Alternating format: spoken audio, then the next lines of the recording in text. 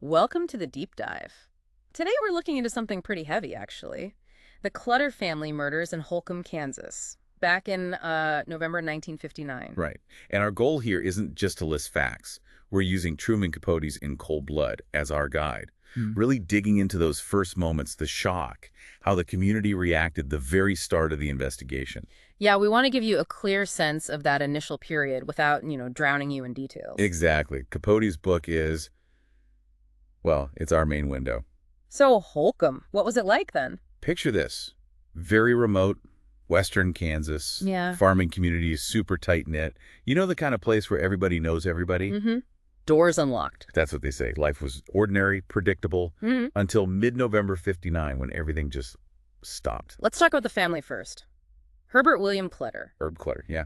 48, master of River Valley Farm.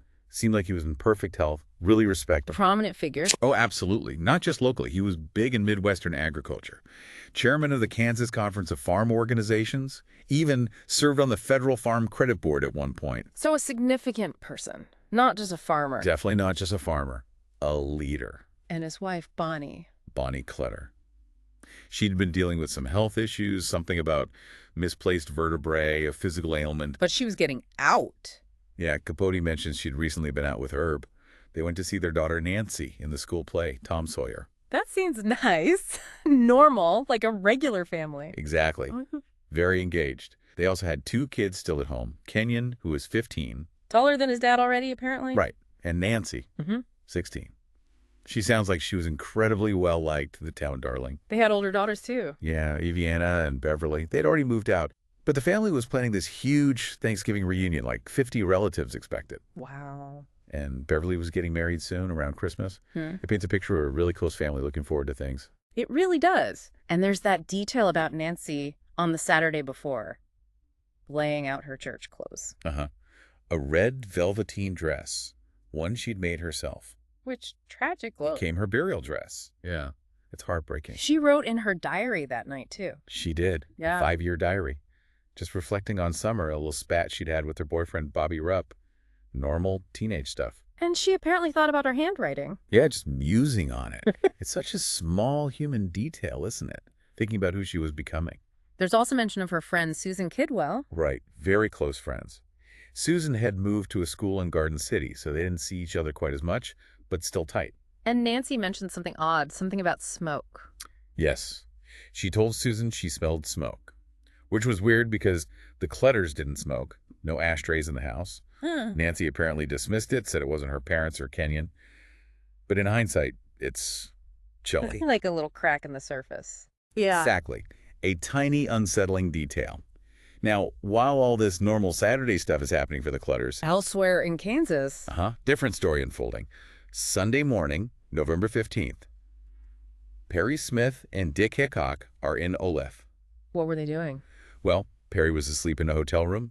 Apparently just crashed, didn't even fully undress. And Dave. Dick Hickok was having Sunday dinner with his family. They had absolutely no clue what he'd been up to. The contrast is stark. It really is. Yeah. And Capote notes Dick had driven something like 800 miles in the last 24 hours. A lot of driving. Suggests planning, effort, though no one knew why yet. Precisely. And then back in Holcomb, the horrible discovery is made. Sunday morning. The family doesn't answer the phone. So Nancy's friends, Nancy Ewalt and Susan Kidwell, they go over to the house. And the door. The kitchen door was unlocked, which, as we said, very unusual there. Must have felt wrong immediately. I imagine so. Inside, no sign of breakfast. Nancy's purse is just open on the floor, little things that scream something's off. They kept going. They did. Went through the house, calling out. And then, upstairs, they found Mr. and Mrs. Clutter. Oh, God. Yeah.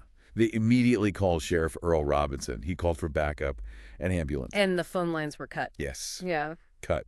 Isolating the house completely. Soon the place must have been swarming. It was. Coroner, minister, police photographer, state troopers, reporters pouring in.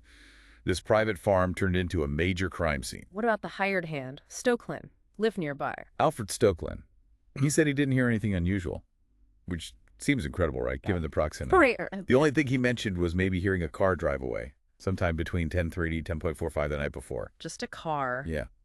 And that Kenyon's dog, his collie, was acting really scared. That was it. And the community reaction, Holcomb, Garden City. Just shock. Utter shock, fear, disbelief. You hear from people like Mrs. Bess Hartman, the postmistress's cousin. What does she say? She talked about the initial rumors, maybe an accident, but then it shifted quickly to something way darker, like a grudge killing. That sense of safety just gone. Evaporated, neighbors suddenly looking at each other differently. The trust was just shattered, thinking it could be someone they knew. And Bobby Rupp, Nancy's boyfriend. Just devastated, overwhelmed with grief. His younger brother Larry was trying to comfort him. Did they try to go to the farm? They did, but the police had set up a barricade, couldn't get through. Just emphasizes that personal loss amidst the chaos. And both he and Susan Kidwell, they had to take lie detector tests. Yeah. Standard procedure in something like this, maybe, but imagine being Nancy's best friend and boyfriend, grieving, and then facing that kind of scrutiny. Awful. They apparently spent time together afterwards, mostly in silence. Just trying to process it. Yeah. Bobby kept saying how much he loved Nancy. It just shows how many lives were instantly horribly changed. So this is when the Kansas Bureau of Investigation gets involved, the KBI. Right. The state's top investigators. They're called in for the really serious stuff. And the agent assigned was Alvin Adams Dewey. He had local ties. He did. Former sheriff of Finney County, where Holcomb is. Also a former FBI agent. So he knew the area, knew the job.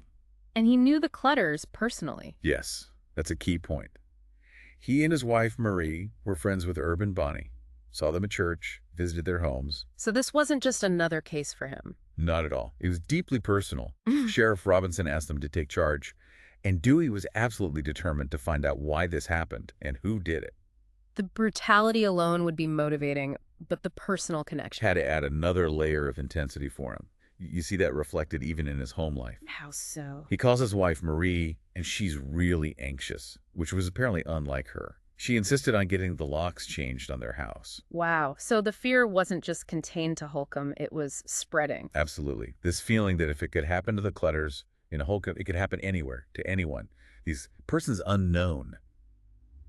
They were a terrifying prospect. And initially, the investigation had almost nothing to go on. Very little. No obvious clues left behind, no clear motive.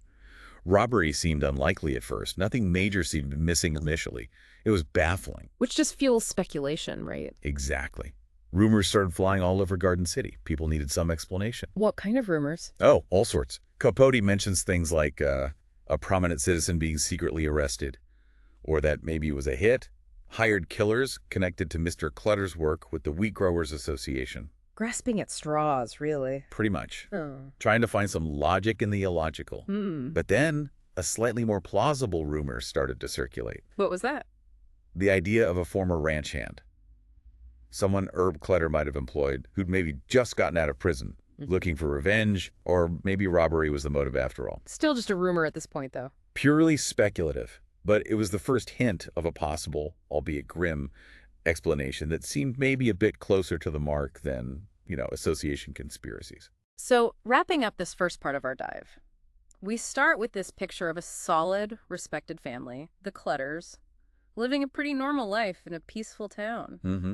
An idyllic image, almost. And then the brutal discovery, the murders, and immediately this wave of fear, suspicion, confusion washes over Holcomb. Yeah, that sense of peace is just instantly gone, replaced by locked doors and worried whispers. And we see law enforcement, led by Alvin Dewey, stepping in, facing this incredibly disturbing crime with very few answers. Just the chilling reality of persons unknown. Right. The mystery is profound at this stage. Who could do this, and why? It really makes you think, doesn't it, how fragile that sense of community safety can be, how quickly trust can be undermined by violence. It really does. And the potential for darkness to appear in places you least expect it. It's unsettling. We've really only scratched the surface here. There's so much more to the story in Cold Blood. The investigation ramps up, the killer's journey, the trial, the long-term impact. Exactly. But it's initial shock, this moment where everything changed for Holcomb. It's crucial to understanding the whole tragedy. It leaves you wondering about that potential for violence, lurking just beneath the surface, maybe everywhere. A really chilling thought to leave you with.